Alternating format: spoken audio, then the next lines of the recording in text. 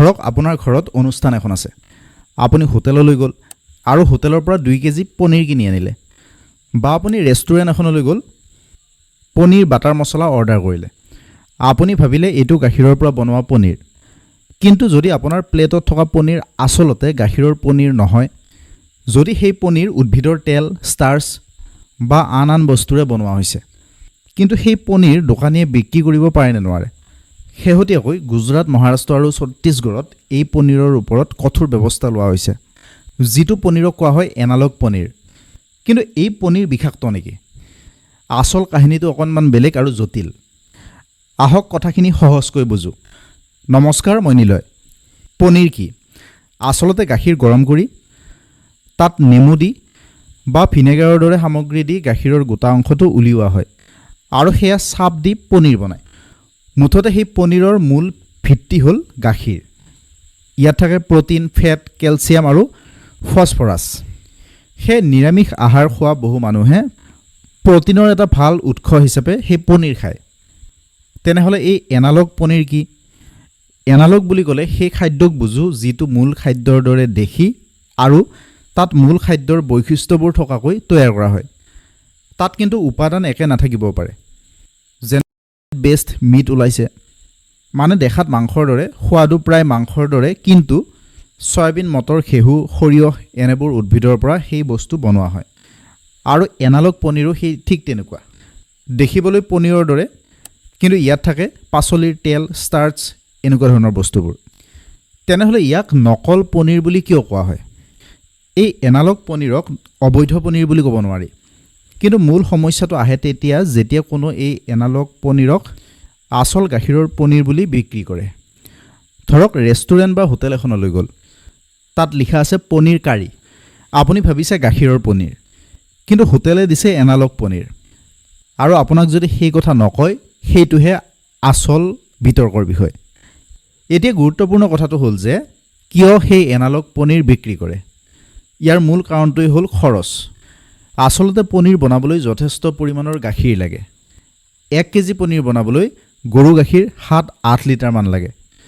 আৰু অসমৰ বজাৰত এতিয়া পনীৰৰ দাম 350 টকাৰ পৰা 400 টকাৰ ভিতৰত প্ৰতি কেজিত।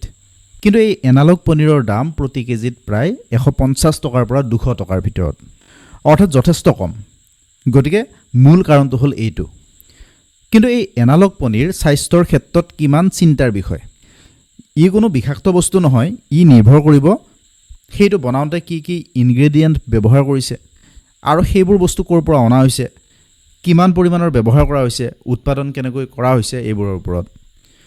যদি আপুনি গাখীৰৰ পনীৰ বুলি ভাবি সেই এনালগ পনীৰ খায়, তেন্তে আপুনি ভুল পুষ্টিকৰ দ্ৰব্য ব্যৱহাৰ কৰিছে। আপুনি ভাবিছে মই পনীৰ খাই প্ৰটিন পাম, কিন্তু সেই এনালগ পনীৰৰ ফৰ্মুলাত যদি ফেট বা অন্য দ্ৰব্য বেছি আছে, তেন্তে আপুনি ভুল ভাবি খাই থাকিব।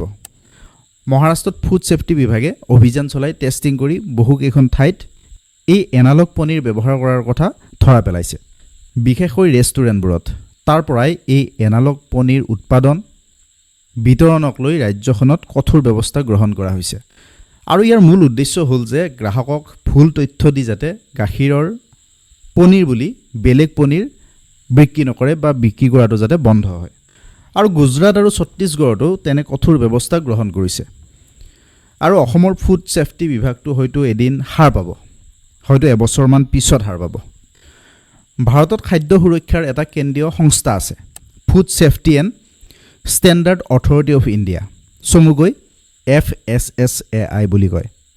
2006 চনত food safety and standard act মতে সেই FSSAI গঠন কৰা হৈছিল।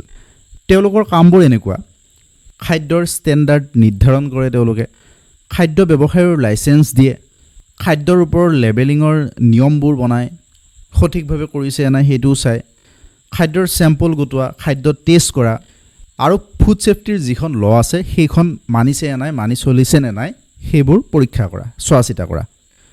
কিন্তু অসমৰ প্ৰতিখন হোটেল ৰেষ্টুৰেণ্টত সেই ফুড ছেফটি বিভাগটো গৈ পাইছেনে নাই সেইটো সন্দেহৰ বিষয়।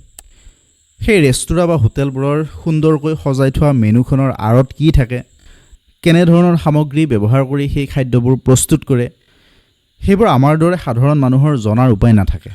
কাৰণ ৰেষ্টুৰেণ্ট এখনলৈ যাওঁতে বা হোটেল এখনলৈ যাওঁতে আমি খাদ্য টেষ্ট কৰা লেবৰেটৰীটো আমি লগত লৈ যাব নোৱাৰোঁ বা আনি দিব নোৱাৰোঁ।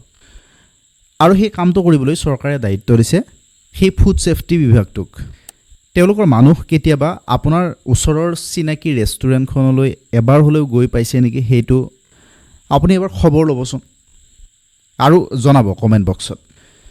এতিয়া কথা হ'ল গ্ৰাহকে কেনেকৈ সাৱধান হ'ব। ৰেষ্টুৰেণ্ট এখনত পনীৰ খাওঁতে বা পনীৰখিনি দেখিয়ে সেয়া আচল নে এনালগ সেইটো নিশ্চিত কৰিব নোৱাৰি। আৰু খাদ্যৰ কম্প'জিশ্যন নিশ্চিতভাৱে জানিবলৈ প্ৰপাৰ লেবৰেটৰীত টেষ্টিং কৰাটো অত্যন্ত জৰুৰী। তাৰ বাহিৰে সহজতে গম পোৱা নাযায়। পেকেজ প্ৰডাক্টবোৰ কিনিলে ইনগ্ৰেডিয়েণ্ট লিষ্টখন চাব পাৰে, কি কি তাত মিশ্ৰণ কৰা হৈছে, তাৰ নিউট্ৰিচনেল ইনফৰমেশ্যনখিনি চাব পাৰে, খাদ্য সুৰক্ষা বিভাগৰ ডিটেইলছখিনি চাব পাৰে, লেবেলিং চাব পাৰে, তাত কি লিখা আছে, এনালগ নে ডায়েৰী প্ৰডাক্ট বুলি লিখা আছে। আৰু সন্দেহজনক আৰু ভুল লেবেল পালে ফুড ছেফটি বিভাগক অভিযোগ কৰিব পাৰে। আমিও এইবোৰ ক্ষেত্ৰত অকণমান সজাগ হোৱাটো দৰকাৰ। আমাৰ গোপালন মহ পালন কৰি লাখ লাখ হাজাৰ হাজাৰ মানুহে ঘৰ চলাই আছে। যদি এনেকৈ গাখীৰৰ পনীৰ বুলি এনালগ পনীৰ বিক্ৰী কৰি থাকে তেন্তে তেওঁলোকৰ গাখীৰৰ ডিমাণ্ড যথেষ্ট কমি যাব। সমস্যাটো এনালগ পনীৰৰ বাবে নহয়, সমস্যাটো হ'ল গ্ৰাহকে কি কিনিছে আৰু কি খাইছে সেই বিষয়ক সবিশেষ তথ্য নোপোৱাটো। আপুনি যদি সেই বিকল্প প্ৰডাক্টটো জানি শুনি আপুনি কিনে তেনেহ'লে সেয়া নিজৰ আপোনাৰ পচন্দ। কিন্তু আপোনাক যদি গাখীৰৰ পনীৰ বুলি এনালগ পনীৰ বিক্ৰী কৰে তেতিয়া সেইটো হ'ল ফেক পনীৰ। আৰু ভৱিষ্যতলৈ এই বিষয়ত তিনিটা দিশ অতি গুৰুত্বপূৰ্ণ। কোনো প্ৰডাক্ট যদি গাখীৰৰ নহয় তেনেহ'লে গ্ৰাহকে সহজতে বুজিব পৰাকৈ তাত লেবেল লগাই সেই কথা তাত লিখা থাকিব লাগিব। দ্বিতীয়তে ৰেষ্টুৰেণ্ট মেনুত লিখা থাকিব লাগিব যে সেইটো কি প্ৰডাক্ট। তৃতীয়তে ফুড ছেফটি অথৰিটিয়ে ৰেষ্টুৰেণ্টলৈ গৈ মাজে মাজে তাত লেবৰেটৰী টেষ্টিং কৰিব লাগিব। অকল পনীৰ বুলি নহয়, সকলো খাদ্যৰ লেবৰেটৰী টেষ্টিং বাধ্যতামূলক কৰাটো খুব দৰকাৰ। পৰৱৰ্তী সময়ত আপুনি পনীৰ অৰ্ডাৰ কৰাৰ সময়ত বা পনীৰৰ কিবা এটা বস্তু খোৱাৰ সময়ত কথাটো মনত ৰাখি থ'ব। দেখিবলৈ পনীৰৰ দৰে হ'লেই সেয়া যে গাখীৰৰেই পনীৰ হ'ব সেইটো আপুনি নিশ্চিত হৈ নাথাকিব। আৰু ভিডিঅ'টো আপুনি শ্বেয়াৰ কৰি দিব।